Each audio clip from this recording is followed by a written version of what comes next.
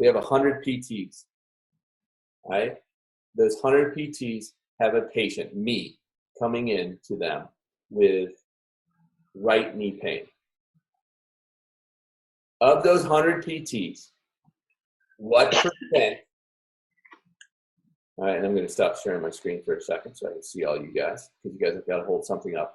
What percent of those 100 PTs are going to start, are most likely to start, or going to want to start, or again, I'm a PT, or let's just say this, those 100 PTs see 100 patients with knee pain.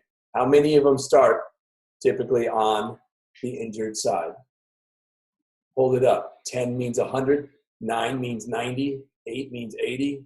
So we've got 90 to 100%. We've got 90%, we've got 80%. James, I just can't see your fingers. We got 100%, we got 100%, we got 90%. Looks like you're putting up 9 of them, James.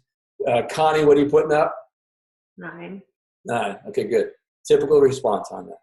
All right, so now, I guess I don't need to, you guys don't need to see my PowerPoint. I'll have it up for myself. All right, so now,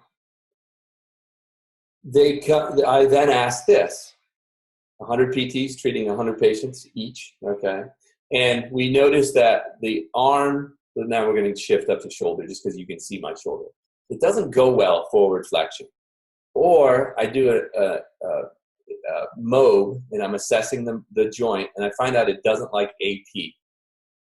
What percent of them, with the 100 patients they see, are going to go into restriction to treat them? Hold your fingers up.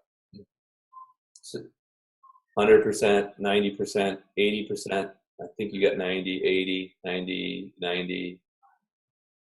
Are you looking at 100, James? I think so. Okay, just spread your fingers out. I'll be able to see them more because it's dark. There you go. All right, exactly. Typical response is that typical thing. Now, I ask you this.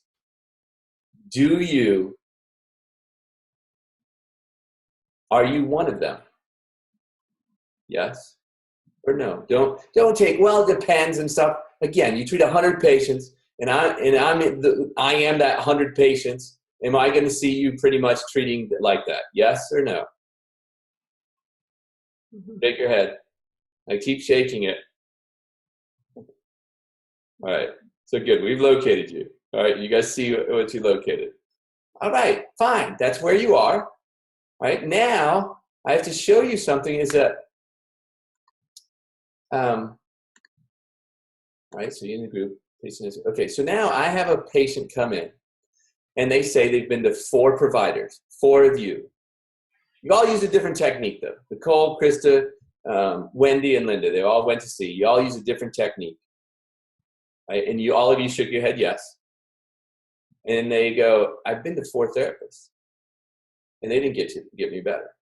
Or they go to the doctor and say, I've been to 4 therapists. They didn't get me better. Right? And I'm telling the doctor, and I'm trying to tell the doctor that I'm better. Or, right, I'm different. Or whatever. I hate the word better. What does that mean? And I say to the patient, I say, look, I know Nicole, I know Krista, I know Wendy, I know Linda. They're good therapists, without a doubt. All right, they're doing, this isn't brain surgery of us moving around the body. So if you've been to 4 places, and let's say one's a chiropractor, whatever it is, I said, I'll bet you this, they kind of stayed in this quadrant. Now, again, I'm not trying to, of the 100 PTs, if they'd seen 100, I said, did they stay kind of maybe neck, maybe this area, maybe down here? Yeah, I said, cool. We're going to explore. I said, then that area probably is not the cause or the thing that's going to change your shoulder getting better. Does that make sense? So if you saw 4 people, they all stayed in that area with a different technique, but doesn't it kind of mean that maybe that area is not going to be the thing that changes it? And they look at me, they go, it didn't even enter the picture. It was unconscious unawareness that that's what they were doing. Is unconscious unawareness that there were other areas that might bring it about. Right? Fair?